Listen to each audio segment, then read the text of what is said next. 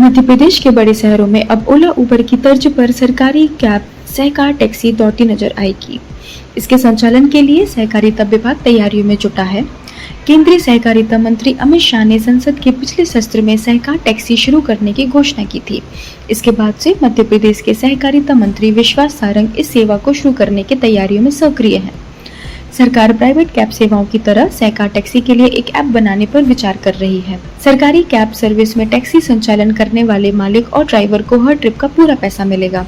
वर्तमान में ओला और उबर जैसी निजी कैब कंपनियां 20 से 40% तक कमीशन लेती हैं, लेकिन सहकार टैक्सी में मामूली पोर्टल शुल्क और टैक्स को छोड़कर पूरा पैसा सीधा कैब संचालक को मिलेगा। संसद में 26 मार्च 2025 को केंद्रीय गृह एवं सहकारिता मंत्री अमित शाह ने कहा था कि आने वाले दिनों में ओला उबर जैसी एक बहुत बड़ी कोऑपरेटिव सहकारी टैक्सी सर्विस आने वाली है। उसका मुनाफा धन्ना सेठों के हाथ में नहीं जाएगा, वो ड्राइवर के पास जाएगा। सहकारिता विभाग के एक वरिष्ठ अधिकारी ने बताया, सहकारी टैक्सी को लेकर हम केंद्र सरकार की ओर से विस्तृत कार्य योजना मिलने के बाद राज्य का डिटेल प्लान बनाएंगे। इसमें कैब को लिंक करने से लेकर उसके संचालन की रूपरेखा, रूट्स की मैपिंग, किराए की दर से लेकर गाइडलाइन भी बनाई जाएगी। लगभग 6 महीने का समय इस पूरे प्लान में लग सकता है।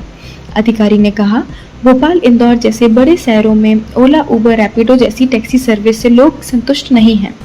कैब बुक करने पर कंपनी की ओर से कॉल आते ही अधिकांश ड्राइवर कह देते हैं कि इतने कम किराए में उस लोकेशन पर नहीं जा पाएंगे, आपको ज्यादा पैसा देना होगा।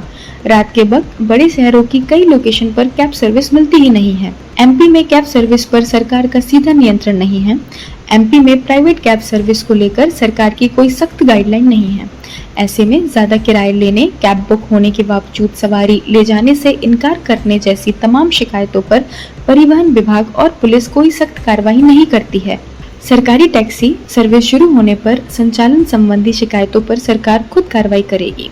सारंग बोले, सहकारिता के जरिए रोजगार के अवसर पैदा कर रहे सहकारिता मंत्री विश्वास सारंग ने भास्कर से कहा, प्रधानमंत्री नरेंद्र मोदी और सहकारिता मंत्री अमित शाह ने मल्टी यूटिलिटी पैक्स यानी एक पैक्स की अवधारणा को स्थापित किया है, जिसमें सहकारिता के माध्यम से रोजगार के नए अवसर सृजित होंगे।